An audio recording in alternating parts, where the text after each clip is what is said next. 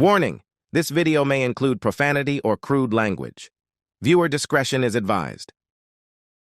Oh, well, hell, here we go on the casting couch. So, where are you from? I'm from right here. We're right here. I'm from your mom. In all fairness, I don't think he and I ever actually thought we were going to probably sit down and do these without Sean. It's a little weird. I'm waiting for him. He said he was gonna open it up. I'm just chilling. Open it. Hey, what is up, my guys?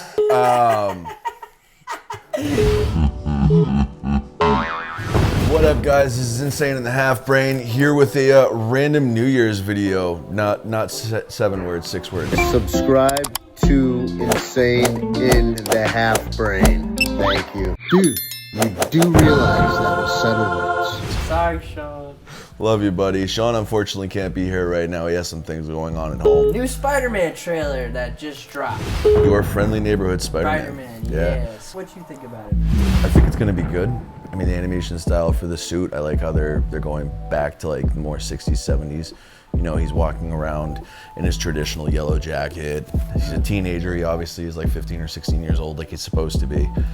My question is are they gonna, because they skipped the whole process of Tom Holland, how he became Spider-Man. You know, it's like, at this point, you guys already know what's going on. We'll just throw Spider-Man at you. My question is are they gonna show it in this because he is wearing glasses, or is that just his disguise as Peter Parker and here he has the superpowers? That's like, are they going a different disguise route for him? Like, I mean, or are they actually gonna show him getting bit and then you'll take the glasses off and then throughout you won't have any glasses anymore?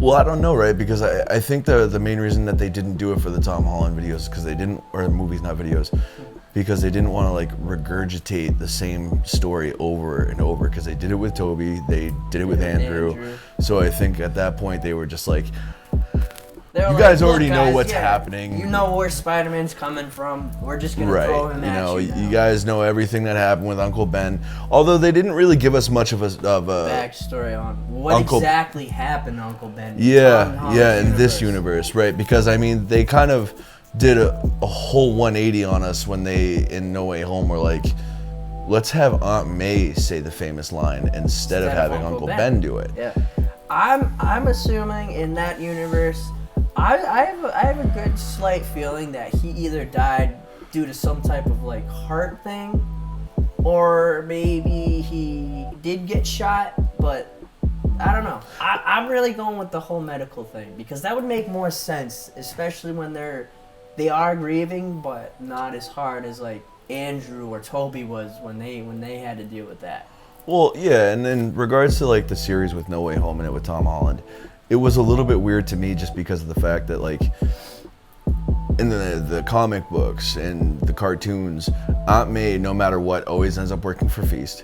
Yeah. Maybe not in every iteration, but in a lot of like the main focused ones. Especially with the new stuff that's coming out. She's always usually starting up the homeless shelter and trying to give back to the community.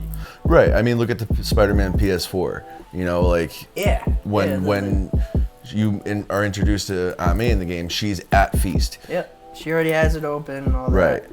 But I think we're veering off a little bit. Not just a little bit. We're talking about an entirely different universe. This topic is about the new series. But with this animation, I like the whole like comic book animation feel. You know, it's got that comic book animation. You know, they're all like, they look like they're in the Into the Spider-Verse, sort of like that type of ordeal, that animation anyway. I think they tried to veer from that specific animation though, because it's still technically Sony, right?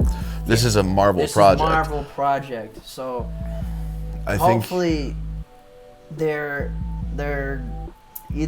going off of, like he said, maybe in the 70s animated series, because it's got that classic Spider-Man. Yeah, the original theme song. And not just that too, but like they have his original design work too. I mean, you gotta look, right? And he has the poster, that very first poster with the guy, and he's swinging like this, but he's not in the Spider-Man suit, he's in his homemade suit. Right. So and I like the fact that they kind of gave the original suit that he built his own twist, which it still works. No matter what way you spin the MCU or whatever this is a part of, because you never know if it's actually a part of the MCU or if it's canon, whatever it is. It's just veered off, because now they've got a whole multiverse going. It's probably in another universe. Yeah, and you never really know what way they're going with it, but at the same time, like, I like the fact that they gave him, you know, the web cartridge lines through his arms that you can like see whenever he's shooting his webs. You see those lines hanging off of his arms. I like the fact that they included that, because it shows that he's just a kid and he's not like as akin to understanding that he needs to hide certain things. Yeah, he's just getting into the aspect of being a superhero. Right, and what the main point for that too, I think, like what they're really doing with that is him having those open lines. He hasn't obviously fought a big villain yet, because he's just your friendly neighborhood Spider-Man. And all he ever fought when he was that was just random criminals on the street, robbers, thugs, or, you know, Kingpin. And Kingpin is like integral to your friendly neighborhood Spider-Man, because he's just a New York like mob king, you know. That's all he really was. I mean, he was so much more than that, but when you were introduced to him in the comics, he was just simply that. You know, he was Wilson Fisk. You know. But since they're introducing Norman in this, I'm gonna assume that his first villain is probably gonna be the Green Goblin. Yeah, and people keep in mind. mind.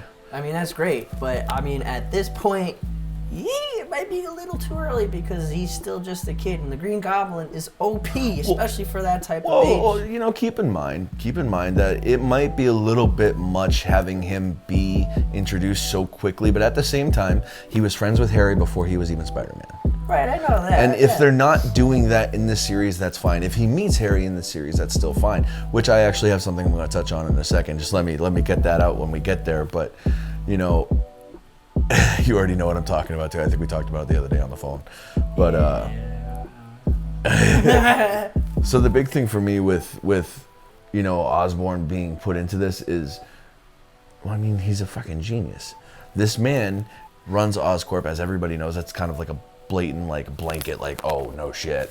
But he runs Oscorp. He's a genius. In the trailer, they show that he gets a suit, a random white, like, it looks like the anti-Venom suit. That's what I said. Yeah, it looks like the video game anti-Venom suit. Right. White and the black suit, which I was like, okay, that's cool. Now the thing is too, why? What interest, if he were to get that from anybody, would they have? Why would that be a thing? Well, now leading into what I was saying, I was going to tell you. So obviously, you know me. I am over the top with Spider-Man comics. I always was, even from when I was a little kid. And now my son is the same way. he's you already know he's a freak. He has like every freaking Spider-Man toy that's around right now.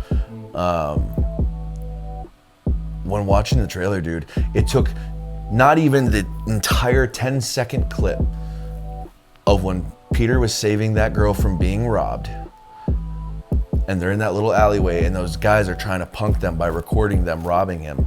And he's like, oh, we're about to, you know, look at our newest victim in his corny ass suit.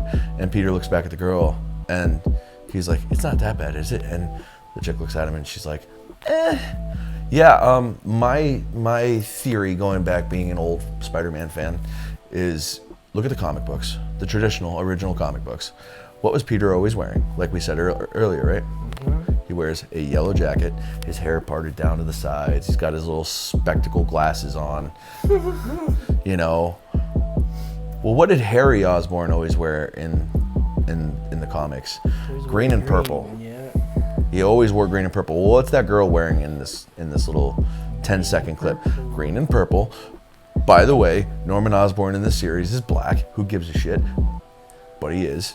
You know, bit of a change up. It's a change up, but you know what, dude? The entire Marvel universe is changing anyway. So at this point, it's like just enjoy the content that they're making, or don't watch it. You know what I mean? But be that as it may, Norman is black. Well, the person that he saved is black, and he's wearing the exact same thing that Harry Osborn always wore in the original comics. I'm pretty sure that if it is a girl, we're getting Harriet Osborn. And I'm saying that now before anybody else, at least that I've seen, has said it.